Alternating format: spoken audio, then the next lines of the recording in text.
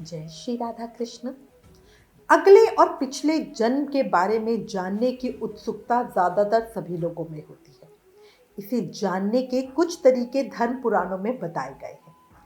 इस जन्म में मनुष्य योनि मिलने का अर्थ ये नहीं है कि अगला जन्म भी इसी योनि में ही मिलेगा, क्योंकि जीवन, मरण और अगला जन्म सब कुछ कर्मों के आधार पर ही तय होता है। गरुड़ पुराण में मनुष्य के हर कर्म का लेखा जोखा दिया गया है, जो न केवल उसके पाप पुण्य का निर्धारण करते हैं, बल्कि मरने के बाद मिलने वाली सजा और अगले जन्म की योनि के बारे में भी बताते हैं।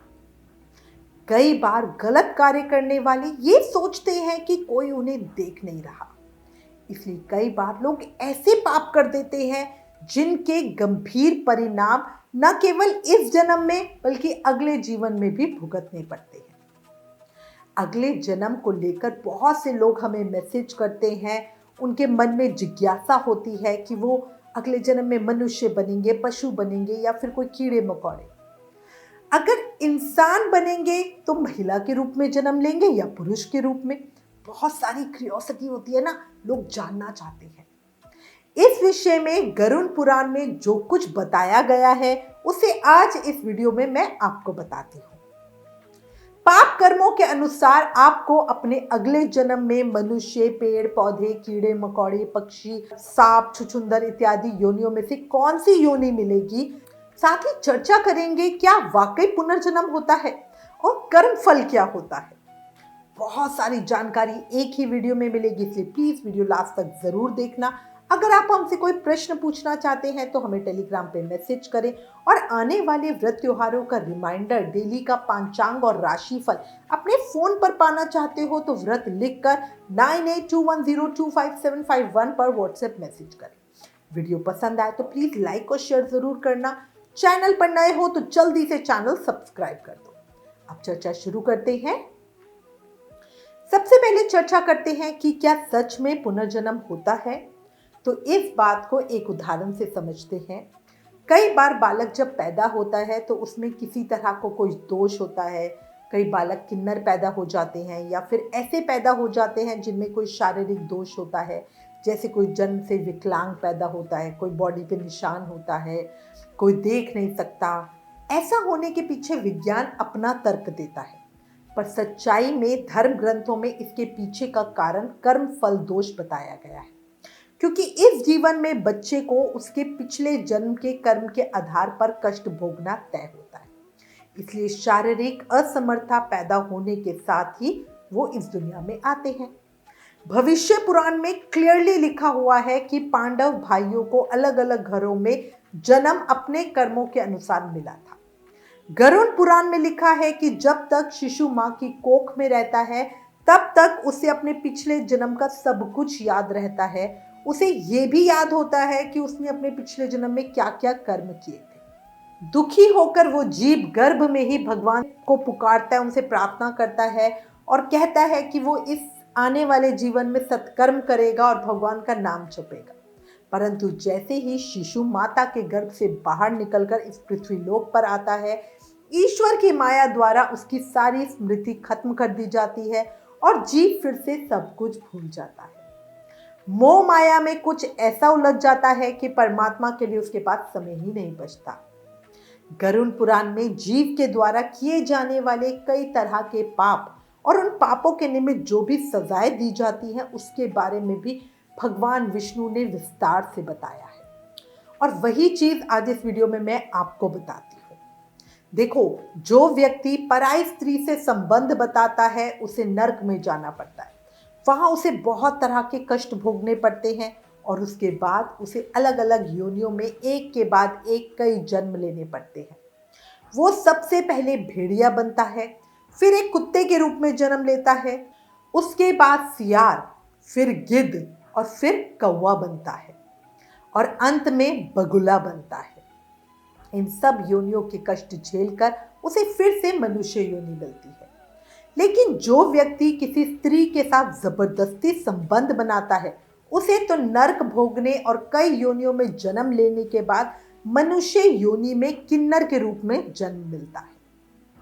गरुड़ पुराण में बताया गया है कि जो व्यक्ति अपने बड़े भाई का अपमान करता है, समाज के सामने उसे लज्जित करता है, अगले जन्म में वो व्यक्ति क्रौच नामक पक्षी के रूप में जन्म लेता है।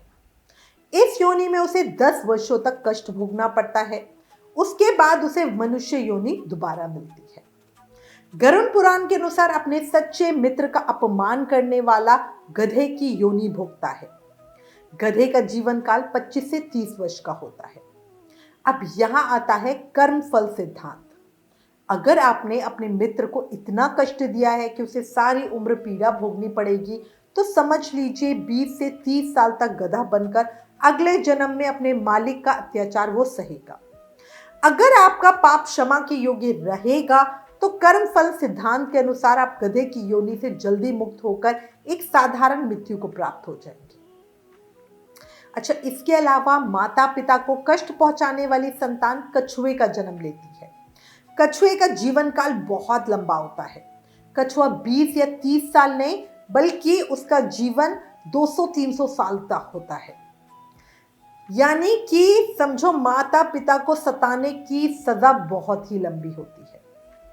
बंदर की योनि में भी वही व्यक्ति जन्म लेता है जो अपने मालिक का विश्वसनीय होकर अपने मालिक का विश्वास तोड़ देता है।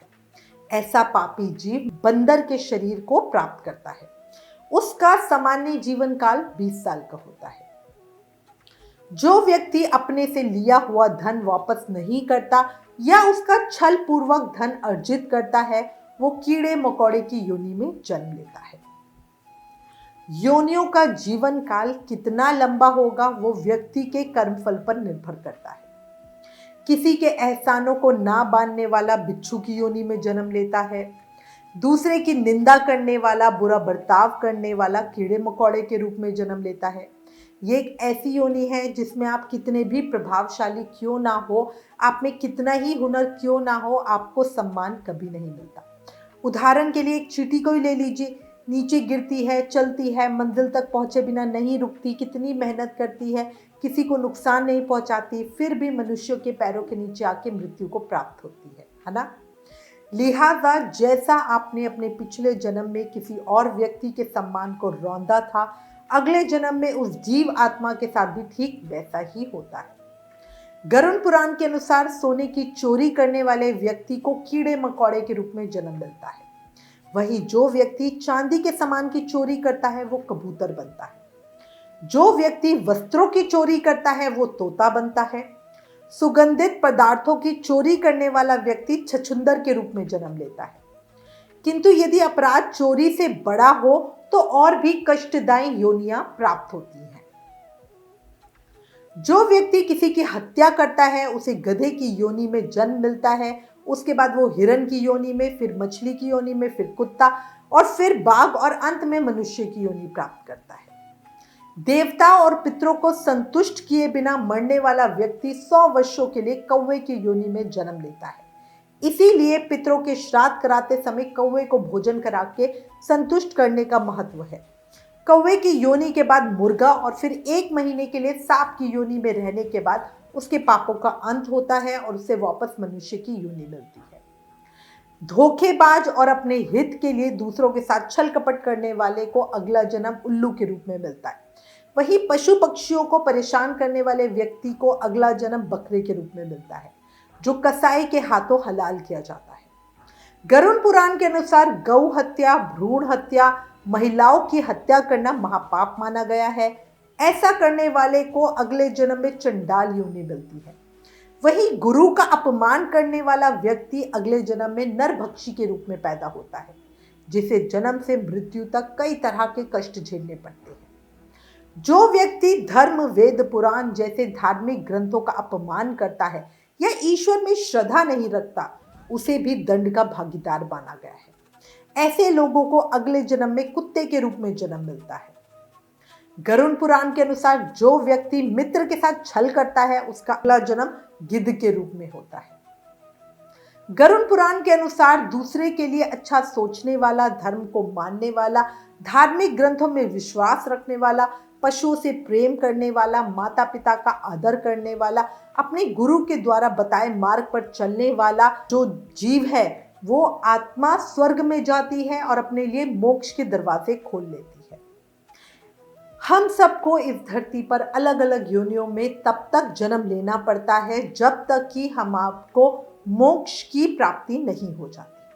और ये भी निर्भर करता है कि अगर किसी इंसान ने माता पिता को कष्ट दिया है, अपने मित्र को भी धोखा दिया है और दूसरी स्त्री के साथ संबंध बताया है, तो उसको हर पाप की सजा मिलेगी, जैसे मैंने ऊपर बताई है। ठीक है। अब यहाँ एक प्रश्न ये भी उठता है कि जब हम अपने पाप कर्मों के अनुसार नर्क की सजा भोग लेते हैं तो पुनर्जन्म में सजाएं क्यों मिलती हैं? तो देखो, इस प्रश्न का उत्तर भगवान विष्णु ने पक्षी राज गरुण जी को गरुण पुराण में स्पष्ट रूप में बताया है। गरुण पुराण में लिखा है कि कई बार जीव आत्मा के कर्म इतने बुरे होते हैं कि जीव आत्मा को नर्क में यातनाएं तो भोगनी पड़ती ही हैं, लेकिन अगले जन्म में भी इन कर्मों का बोझ ढोना पड़ता है। जैसे कि किसी महिला के साथ दुष्कर्म करने वाले पापी आत्मा अगले जन्म में किन्नर के रूप में पैदा होते हैं। इसे हमारे धार्मिक ग्रंथों में कर्म फल का सिद्धांत कहा गया है, यानी जैसी करनी वैसी भरनी। इस कर्म फल सिद्धांत के अनुसार अगर पाप बड़ा है तो सजा लंबी मिलेगी और अत्यंत दुखदायी भी होगी, और अगर पाप कर्म सामान्य है तो सजा भी कम ही मिलेगी। यहाँ हमारे गुरु महाराज ये भी कहते हैं कि अगर आपकी वजह से कोई पाप करने को प्रेरित होता है तो उस पाप के भागीदार आप भी बनते हैं। जैसे आपने सड़क पर रेड लाइट जंप की, आपको देखा देखी कोई बच्चा भी उस रेड लाइट को जंप करे और उसका एक्सीडेंट हो जाए, तो उस एक्सीडेंट का जो पाप होगा उसके भागीदार आप भी बनेंगे। दूसरी चीज है, अगर आपने किसी को कष्ट दिया है बट वो कष्ट उसके जीवन में बहुत ज्यादा रहा है, तो आपको सजा उस ज्यादा के हिसाब से ही मिलेगी। जैसे आपने किसी से 1000 रुपये उधार लिए, अब आप बोलोगे मैंने उसे आर्थिक रूप से कष्ट दिया है, पर हो सकता था कि वो 1000 रुपये उसके लिए बहुत ज़्यादा थे, उसने 10 दिन से खाना नहीं खाया था, उसको अपनी माँ की दवाई लानी थी और उसकी माँ बहुत बीमार पड़ गई, तो इस वजह से उसे आपने आर्थिक कष्ट दिया, शारीरिक कष्ट दिया क्योंकि उसने खाना नहीं खाया था, मानसिक कष्ट दिया क्योंकि उसकी माँ बीमार है और वो दवाई नहीं ला पा रही। तो इन सब कष्टों का मतलब ब्याज के साथ आपको वो 1000 रुपये का दंड भुगतना पड़ेगा। आप ये नहीं कह सकते हो कि अगले जन्म में मैं 1000 रुपये उसे दे के छूट जाऊंगा। उस 1000 के आपको 10 लाख वापस करने पड़ेंगे, ये याद रखना। अब आपको समझ आ गया होगा कि मनुष्य योनि कितनी दुर्लभ है, इसलिए अगर आप पुनः मनुष्य की योनि में जन्म लेना चाहते हो या अगर आपके मन में इच्छा है कि मैं इस जन्म मृत्यु के चक्र से ही मुक्ति पालूं, तो इस जन्म में अच्छे कर्म और ईश्वर की भक्ति करते रहें। आपको इन योनियों से डरने की जरूरत नहीं है। अगर आप अपने विवेक से अच्छे कर्म करोगे, अपने ठाकुर जी का सेवा करोगे, उनको याद करोगे, नाम जाप करोगे, तो फिर आपको इन योनियों से नहीं गुजरना पड़ेगा, आप सीधा मोक्ष के द्वार पे जाएंगे। इसी के साथ मैं उम्मीद करती हूँ इस वीडियो में दी गई जानकारी आपके लिए उपयोगी होगी। इससे रिलेटेड अगर आपके पास कोई भी कमेंट या सजेशन है तो प्लीज़ हमें लिखें। ज्ञान बांटने से बढ़ता है, इसलिए इस वीडियो को ज़्यादा से ज़्यादा शेयर करें। आप हमें फेसबुक और इंस्टाग्राम पे भी ज़रूर फॉलो करें।